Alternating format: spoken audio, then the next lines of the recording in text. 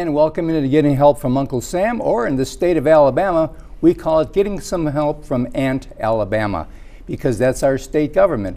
In another 2 weeks, the legislature will be back in session. Hard to believe, and that's because last year when they ended, they had to come back for a special session.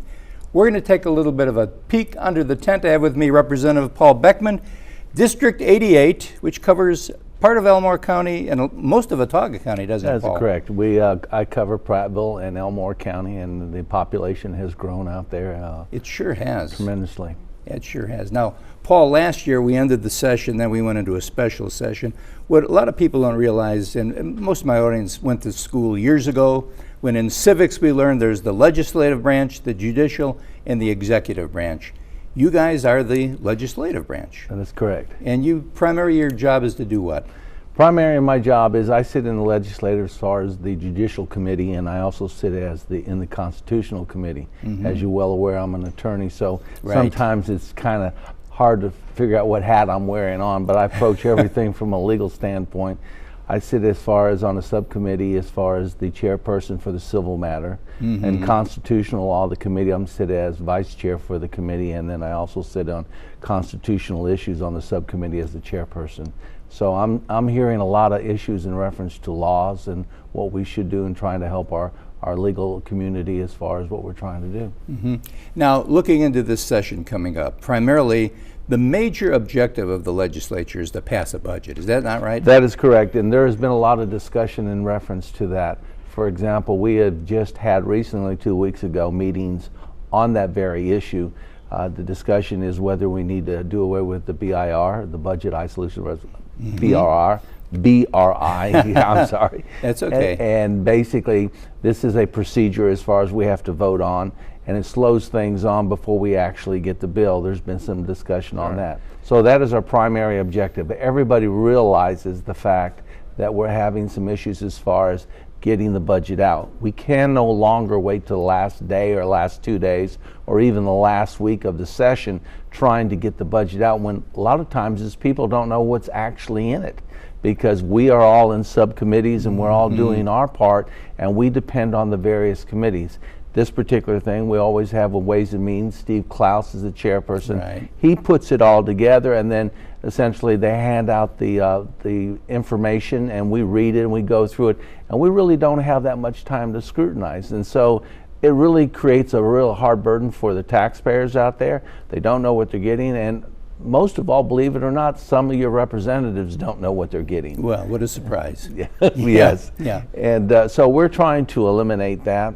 One of my suggestions when we had meetings was do it kind of like the federal government. We already have our committees that are already there. For example, we have our military armed forces committees. Mm-hmm. We have our judicial, we have our tourist.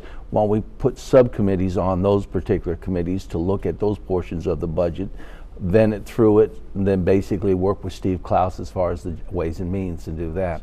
What we find that we have to do is we don't like to micromanage, but we're going to have to, because every agency out there or every entity has their own kind of, how would I say, a rainy day fund? Yes, absolutely. They have their own rainy day funds, and some of these funds have millions and millions of dollars in there. And so essentially I get upset, and a lot of my colleagues get upset, for the simple reason is that we appropriate certain amount of monies to go to certain agencies and certain functions of government, and the money's not getting where it's supposed to. Therefore, we're not getting the services. And then we have to start cutting like we did on the driver's license and other issues. So those are our concerns, and making sure that the money that's appropriated, it gets to be where it's supposed to go, and it's used like it's supposed to. So did last year kind of get, I know it got the general public's attention, hopefully it got the legislators' attention that said, okay, starting day one, and you're doing it the right way because you're doing committee meetings before you get into session. Starting day one, let's make number one, the budget our priority, and number two, make sure that everybody that's going to vote on that thing understands what it's all about. That is correct. In the past, it was always, well, I wouldn't say in the past, when I first got in there in 2010, that was one of the first things we did because we pushed it. But as we stayed in there the same, 2011, 2012, it got longer and longer and longer, and it basically got away. And then when you have two special sessions like we did, It made a lot of individuals upset. We couldn't come together as far as monies. The Senate had their versions, House had their version, and even the executive branch had their version. So it created a lot of problems. Okay, well, Paul, we thank you for what you do, and we're going to get you to come about midway in the session. Give us a progress report. Would you do it? Yes, I will. Okay, great. And just remember this, when you have to get in touch with one of your legislators, the best time to do it is not when they're in session. They're busy then. There's lots of time they're not in session. So visit with them, let them know your needs, and we'll be right back right after this.